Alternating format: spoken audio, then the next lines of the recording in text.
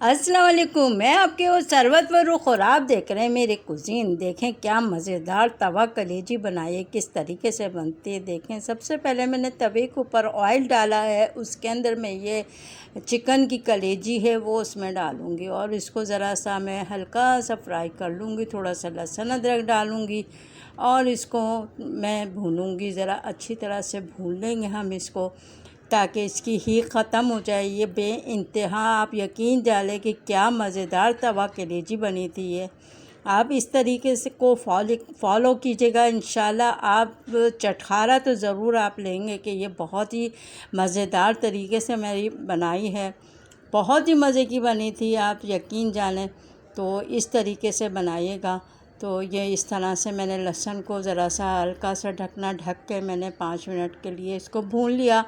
भूनने के बाद ये जो छोटी बड़ी कलेजी है मैं इसको तोड़ भी रही हूँ ताकि अच्छा सा जायका आ जाए, हर बाइट के अंदर आपको कलेजी मिले।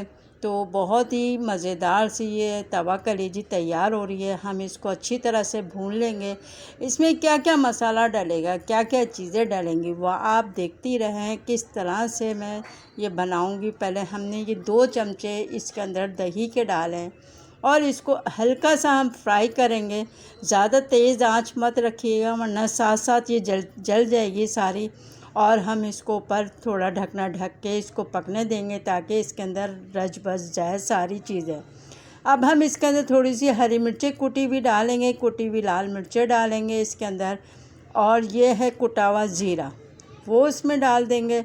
और इसके अंदर हम डालेंगे पिसा हुआ गरम मसाला डालेंगे।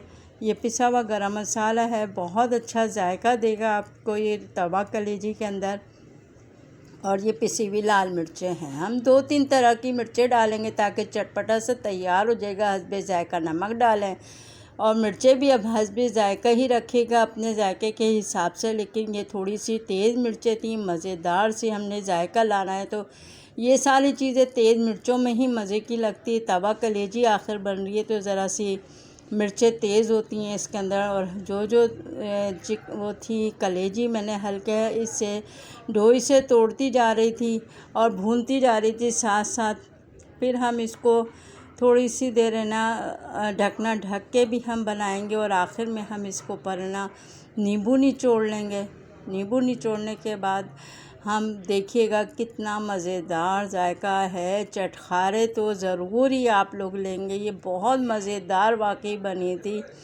और देखें कितने अच्छे तरीके से ये तैयार हो रही है। हल्का सा हमने ढकना ढक दिया ज़रा 2 सेकंड के लिए। लीजिए हमारी ये जो तवा कलेजी है ये बिल्कुल रेडी हो चुकी है। आप चपाती से खाएं, नान से खाएं, पराठे से खाएं, नींबू और प्याज के साथ।